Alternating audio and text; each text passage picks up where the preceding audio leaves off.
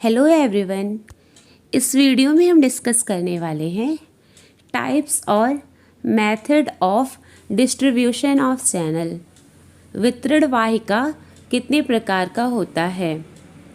According to Rustam S Davar ने वितरण वाहिका को 3 पार्ट में डिवाइड किया है। रुस्तम एस टावर ने वितरण वाहिका डिस्ट्रीब्यूशन ऑफ चैनल को 3 पार्ट में डिवाइड किया हुआ है। नंबर 1, 2, 3। यहाँ पर हम सीरियल नंबर डालना भूल गए हैं। ओके, रुस्तम एस टावर ने वितरण वाहिका को 3 पार्ट में डिवाइड किया है। ठीक है। नंबर 1 है निर्माता या उत्पादक। क्या करता है वो? गुड्स को बनाता है, मैन्युफैक्चर करता है। इसको आपको एज इट इज़ ही लिखना है जैसे दिया हुआ है। ठीक है। निर्माता या उत्पादक ये क्या करता है? गुड्स को, मतलब थोक व्यापारी क्या करता है? निर्माता से गुड्स को लेके आता है। थोक व्यापारी से कौन गुड्स को लेता है? फुटकर व्यापारी, और उसके बाद उपभोक्ता। ठीक है। सेकंड है, यहाँ पर जो मिडिल मैन है थोक व्यापारी, उसको हटा दिया गया है। ठीक है। फुटकर व्यापारी निर्माता से गुड्स को लेता है और हम लोग फुटकर व्यापारी से लेते हैं। ओके, यहाँ पर दिया हुआ है थर्ड निर्माता या उत्पादक। यहाँ लिखा हुआ नहीं है, थोड़ा सा एरर हो गया, मिसप्रिंट हो गया है। ओके, निर्माता या उत्पादक वो क्या करता है? डायरेक्ट ही। ओके, यहाँ पर आप लिख लीजिएगा निर्माता या उत्पादक। निर्माता या उत्पादक से हम कंज्यूमर डायरेक्ट ही खरीद लेते हैं वस्तु का, मतलब डायरेक्ट हम मैन्युफैक्चर से खरीद लेते हैं। ठीक है, जो वस्तु को बनाता है। तो आप ध्यान रखिएगा, रुस्तम एस टावर ने वितरण वाहिका को 3 पार्ट में डिवाइड किया हुआ है। ओके, तो ये तीनों ऐसे आप चार्ट बना के कर दीजिएगा। इसका नोट्स भी हम ग्रुप में भेज देंगे। आगे दिया हुआ है फिलिप कोटलर। फिलिप कोटलर कौन है? सबसे अच्छी मार्केटिंग की जो बुक आती है फिलिप कोटलर की ही आती है। ठीक है। फिलिप कोटलर को फादर ऑफ मार्केटिंग भी बोलते हैं। ठीक है। फिलिप कोटलर, तो फिलिप कोटलर का तो आपको याद रखना ही रखना है। ओके, फिलिप कोटलर ने चैनल ऑफ डिस्ट्रीब्यूशन को 4 पार्ट में डिवाइड किया है। क्या दिया हुआ है यहाँ पर? फिलिप कोटलर ने मुख्य रूप से निम्नलिखित 4 वितरण वाहिकाओं का उल्लेख किया है। फिलिप कोटलर ने चैनल ऑफ डिस्ट्रीब्यूशन को 4 पार्ट में डिवाइड किया है। तो आप ऐसे ही चार्ट को बना लेंगे। ऐसे एग्ज़ाम में आपको सुंदर ही बनाना है, इसीलिए हम सुंदर बनाए हैं। ओके, सबसे पहले तो क्या है, जो गुड्स मैन्युफैक्चरर से कंज्यूमर गुड्स ले लेता है। ठीक है, डायरेक्टली ले लेता है। तो आप याद रखिएगा, इसको नंबर 1 कर लीजिएगा। नंबरिंग डालना हम भूल गए हैं। ठीक है। सेकंड है, यहाँ पर देखिए थोक व्यापारी नहीं है। ओके, निर्माता से फुटकर व्यापारी, फुटकर व्यापारी से उपभोक्ता, ये सेकंड है।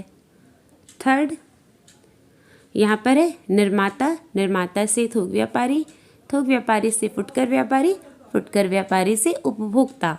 ओके, लास्ट है। लास्ट तो आपको एकदम सेम दिख रहा होगा ना, बट सेम नहीं है। यहाँ पर कुछ एरर हो गया होगा हमसे। सेम होता तो हम लिखते ही नहीं। ओके, यहाँ पर है निर्माता, निर्माता से थोक व्यापारी। यहाँ पर आ जाता है बिचौलिया, जिसको जॉबर बोला जाता है। ठीक है, जॉबर हिंदी में कैसे लिखेंगे? जाबर। ओके, हिंदी लंबा वाला हिंदी बोला जाता है जाबर। ओके, निर्माता से थोक व्यापारी, थोक व्यापारी से फुटकर व्यापारी, यहाँ पर जॉबर भी रहता है। ठीक है, फिर उपभोक्ता। फिलिप कोटलर ने चैनल ऑफ डिस्ट्रीब्यूशन को 4 पार्ट में डिवाइड किया है, आपको याद रखना है। उतना लिखने के बाद लास्ट में हम लोग लिखेंगे एनालिसिस करने के बाद किसका किसका हम लोग टाइप्स डिस्कस किए हैं। आर.एस. टावर का, ओके, फिलिप कोटलर का एंड विलियम जे स्टेटन का। ओके, लास्ट में हम कॉन्क्लूज़न लिखते हैं। कॉन्क्लूज़न में क्या लिखा जाता है? कॉन्क्लूज़न में लिखा जाएगा, मतलब उतना सारा पढ़ने के बाद हम निष्कर्ष पे पहुंचते हैं। आप लोग क्लास नहीं करते इसलिए आप ऐसे लिख दीजिएगा, उपयुक्त विवेचन से स्पष्ट है। ओके, उपयुक्त विवेचन से स्पष्ट है। उसके पहले ये तीनों एनालिसिस करिएगा, आर स्टावर, Philip Kotler, William J Stanton का। ओके, उपयुक्त विवेचन से स्पष्ट है कि वितरण वाहिकाओं के प्रकारों के संबंध में विद्वानों में कुछ मतभेद है। ठीक है, कोई कुछ बताया है, कोई कुछ बताया है। ठीक है, सरल एवं लोकप्रिय तरीके से वितरण वाहिकाओं को निम्न तरीके से स्पष्ट किया जाता है। सिंपल सा आपको उतना पढ़ने के बाद हमें पता चला है। ठीक है, वितरण वाहिकाओं के प्रकार, चैनल ऑफ डिस्ट्रीब्यूशन के प्रकार बताया गया है। ये सिंपल सा है, आप थोड़ा सा ध्यान दे दीजिएगा। यहाँ पर हम चार्ट को इंग्लिश में नहीं बनाया, सिंपल सा है। निर्माता को आप लोग ट्रांसलेट कर लीजिएगा, मैन्युफैक्चरर, ओके, या जो प्रोडक्शन, ठीक है, प्रोड्यूसर, मैन्युफैक्चरर या प्रोड्यूसर। यहाँ पर आप नंबरिंग कर दीजिएगा। ठीक है, 1 2 3 4 5 6 7 8 नंबर कर देंगे तो आपको याद रहेगा कि जब मैम वीडियो में पढ़ा रही थी तो टोटल जो निष्कर्ष वाला है वहाँ पर 8 पार्ट में डिवाइड की थी।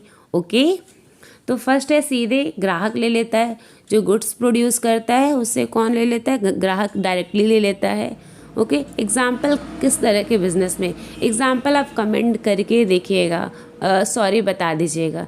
ठीक है, इससे हमको पता चल जाएगा कि आप पढ़ते भी हैं।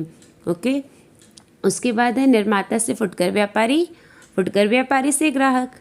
थर्ड है निर्माता से कौन लेता है, थोक व्यापारी, थोक व्यापारी से फुटकर व्यापारी, उसके बाद ग्राहक। उसके बाद लिखिएगा फोर्थ है निर्माता से एजेंट, एजेंट को लेते आया गया है बीच में। ठीक है, इन सभी को बोलते हैं मिडिल मैन, ये तो आपको पता ही होगा। ओके, निर्माता, निर्माता से एजेंट, एजेंट से थोक व्यापारी, फुटकर व्यापारी, ग्राहक। थोड़ा सा आप ध्यान दीजिए, सबसे पहले निर्माता होगा ही, ये तो सभी को पता है कि गुड्स बनाता ही है मैन्युफैक्चरर। ओके, उसके बाद है निर्माता, एजेंट, एजेंट से फुटकर व्यापारी, उसके बाद है ग्राहक। फिर हमारा सिक्स्थ है निर्माता, निर्माता से विक्रय संघ, जिसको बेचना होता है, फिर उसे ग्राहक ले लेता है। ओके, उसके बाद हमारा है निर्माता से विक्रय संघ, विक्रय संघ से फुटकर व्यापारी, ग्राहक।